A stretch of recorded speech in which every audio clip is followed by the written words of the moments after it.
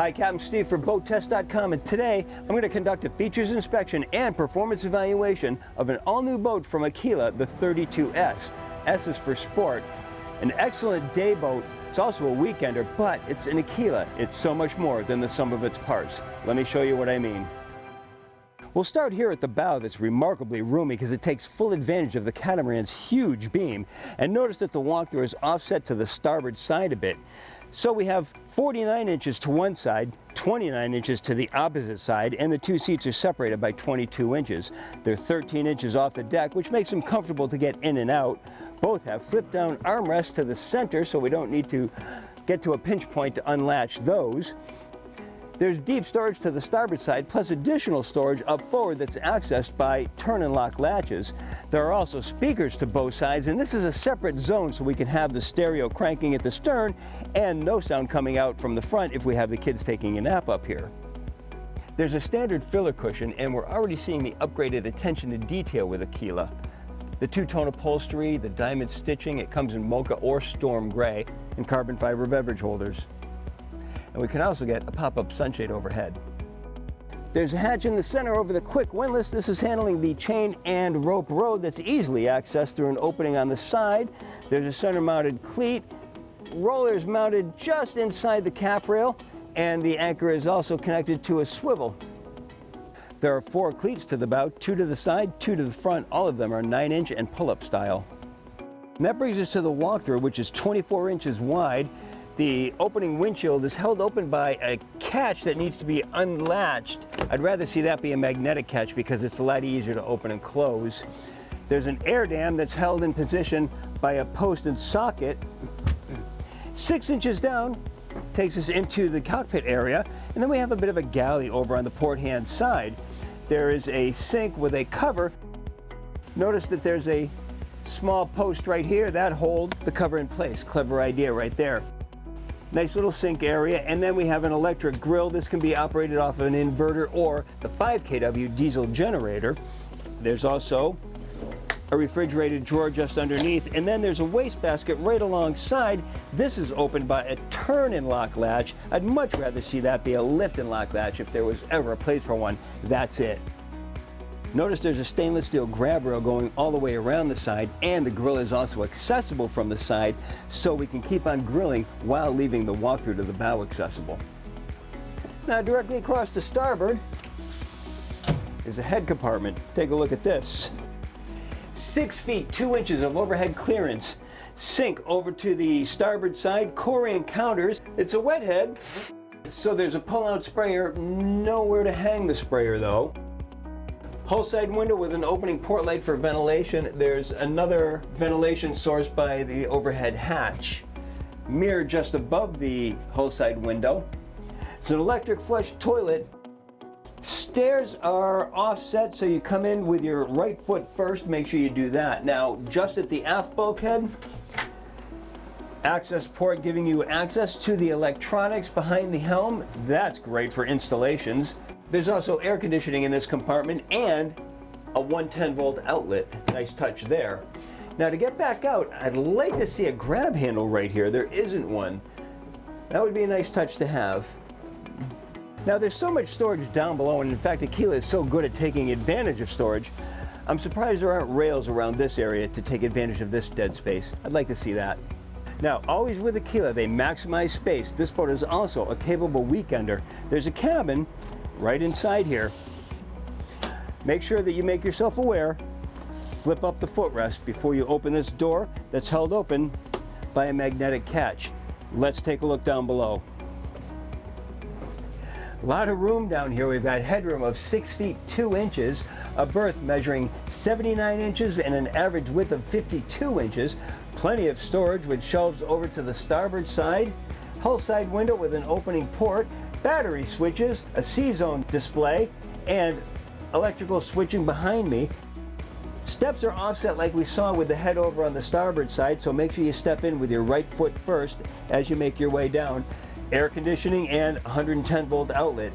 Really a nice place to spend a weekend or give the kids a place to take a nice comfortable nap.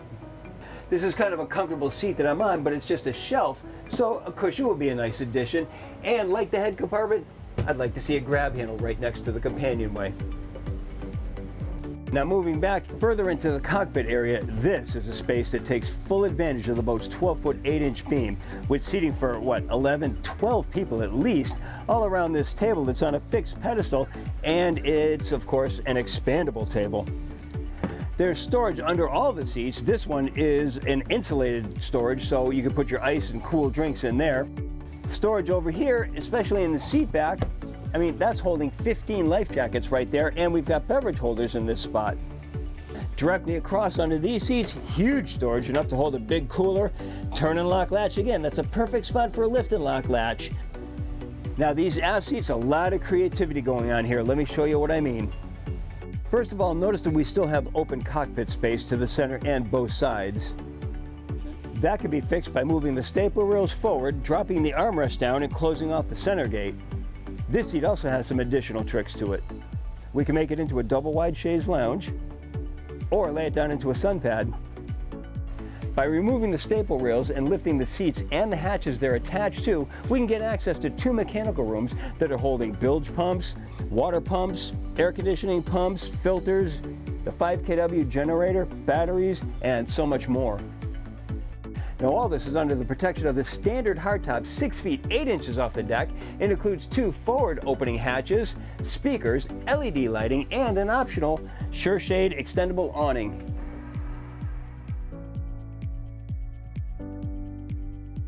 Now as we make our way out to the swim platform, I can't help but notice that these seats, like the bow, are in a 60-40 split, 48 inches and 38 inches to the starboard side.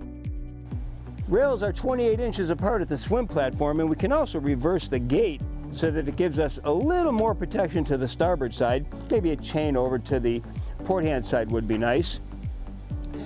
Got a hatch over a swim ladder, and again, turn and lock latch.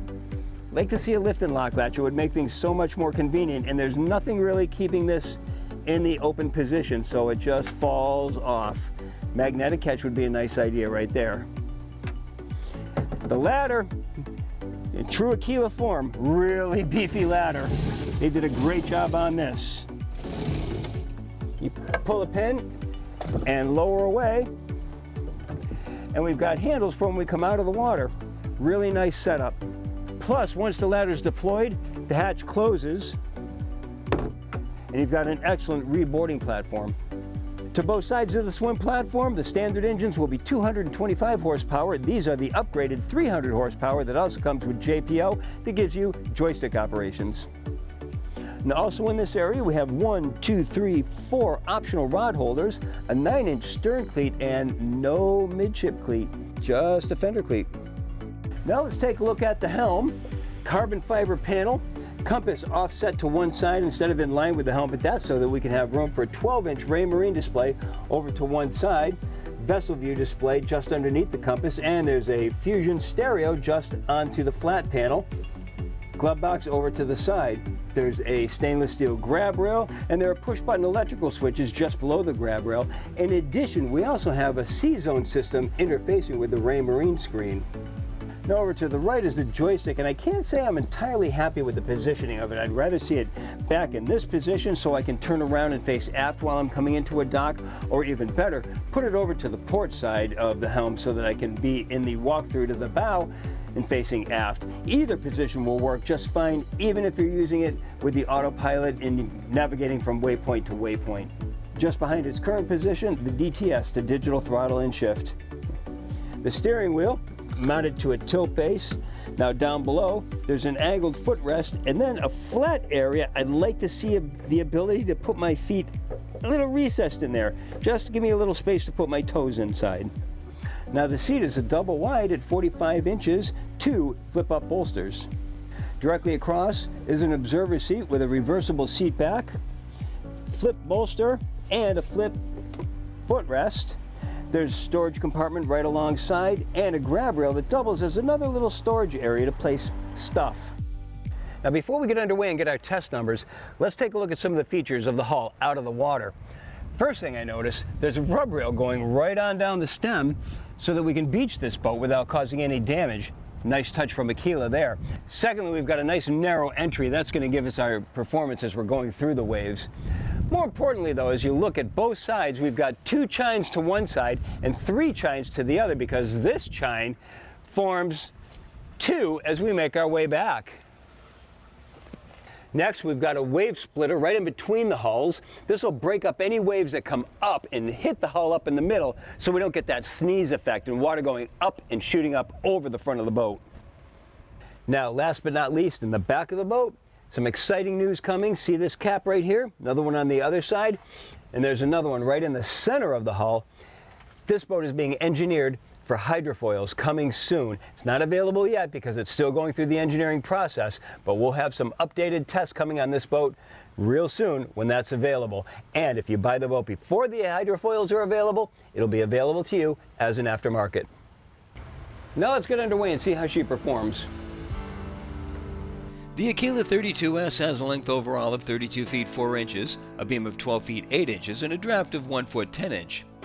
She comes standard with a pair of 225 horsepower Mercury Verados, but we tested her with a pair of 300 horsepower Mercs with JPO, giving us joystick functionality at the dock. With 14.6 by 17 pitch inertia props spun up to 5,800 RPM, our speed topped out at 44.8 miles per hour. Best economic cruise came in at 3,000 RPM and 16.3 miles per hour. It was at that speed that the 12.9 gallon per hour fuel burn translated into 1.3 miles per gallon and a range of 319 statute miles, all while still holding back a 10% reserve of the boat's 280 gallon total fuel capacity. With the throttles pinned to the stops, we reached planing speed in an average 6.5 seconds, cruised through 20 in 7.4 seconds, 30 in 11.6 and 40 miles an hour came and went in 19.7 seconds. MILDA, man, I love driving Aquila. Minimal bow rise when you accelerate. There is a little bit, but not much at all, so you're not going to lose sight of the horizon. I would say it's almost a level attitude when you accelerate. There's no lean into the turn. She turns on a level attitude, so don't expect you're going to be leaning at all into the turn. It won't happen. We've got just about a 1 foot chop here in the bay, so there isn't really much to comment on how she handles sea conditions. There's really nothing to comment on. She slices through this and there's no pounding, no hull slap, nothing, as expected with a catamaran. The only thing I have to comment on is this fire extinguisher needs to go. It's hitting right in my leg. There's got to be another place for that. Just don't like that. And I commented on the need for a place to, put your toes when I was doing the helm tour, and it's really driving it home now. I really want a place to put my toes under here. It just seems I want to be a little closer to the helm. I just feel it more now that I'm driving the boat. Now this boat's got 300s on it, and I feel that that's enough power. It doesn't feel like it's lacking at all. 225 is the base power for this boat. I don't think I would go with that. Now coming into the dock seems just as easy as when we left, but because the engines are so far apart on the hulls with a catamaran, there's just so much more responsiveness. It takes minimal use of the joystick. In fact, she's so responsive that you can see once you start her moving, she just goes in on her own momentum without me even having to touch anything. Nice and gently up against the dock. So she's got the characteristic handling of an Aquila. She'll hold a ton of people, and she's a great weekender. All of the boxes are checked on the 32S from Aquila, and that's my full features inspection and performance evaluation. For BoatTest.com, I'm Captain Steve. We'll see you on the water.